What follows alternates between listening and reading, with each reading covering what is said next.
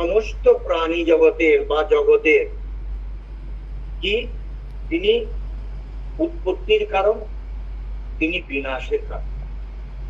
অর্থাৎ জগতের উৎপত্তি, জগতের বিনাশ, আর কি বললেন আদতির গতি, ইহলোকে জীবের আগমন এবং পরলোকে তার কি গতি হবে জানেন যে। আর কি জানেন না, ব্যক্তি বিদ্যাম অবিদ্যাংশ, বিদ্যা এবং অবিদ্যা যিনি জানেন তিনি হচ্ছে ভগবান পদবাচ্য।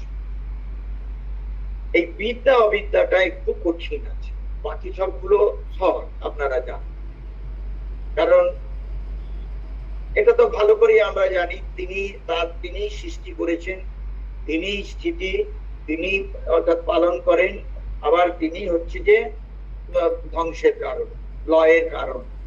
অতএব তাতেই উৎপত্তি, তাতেই লয়। তাহলে সৃষ্টি স্থিতি লয় জগতের সবকিছু কারণের কারণ।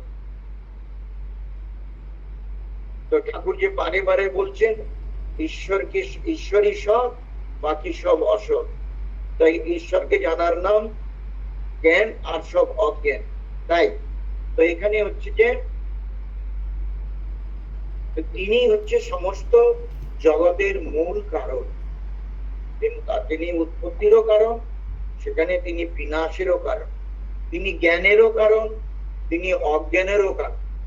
ব্যক্তি বিদ্যাম অবিদ্যাংশ, বিদ্যা এবং অবিদ্যা, এখানে কিন্তু জ্ঞান অজ্ঞানের থেকেও এখানে বিদ্যা মানে যে বিদ্যা মানুষকে মুক্তি দিতে পারে, পরলোকে নিয়ে যেতে পারে।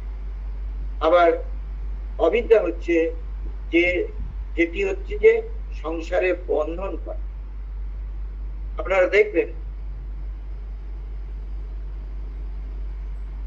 চণ্ডীতে আছে, যখন মেধা ঋষিকে জিজ্ঞাসা করলো যে সেই মা কি রকম, তখন বলছেন মেধা ঋষি বলছেন, স্বাবিদ্যা পরমা মুক্তি হেতু ভূতা সনাতনী সংসার বন্ধ হেতুষ্ট শৈব সর্বেশ্বরেশ্বরী।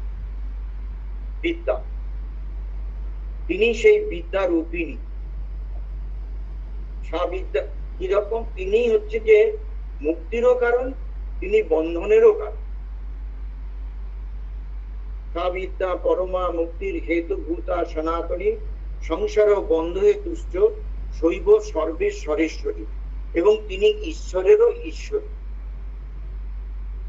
তার মানে এই যে যত দেব দেবতা ঈশ্বর দেখছেন, ঈশ্বরী দেবী দেব দেবী সব আছে, তারও তিনি ঈশ্বর।